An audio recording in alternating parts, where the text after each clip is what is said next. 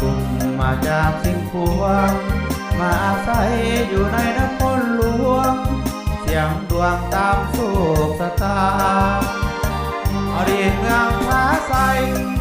สมาคมผู้เล่นเสียงกว่าเฮานากลุ่มที่บ้านชาวพวนนี่นาแล้วก็มาต่อกลุ่มแม่ห้างเสียวแพงเขาก็ต่างเหตุเบี้ยก็ต่างกันไป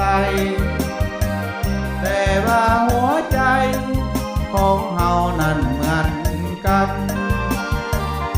บอกว่าจะมี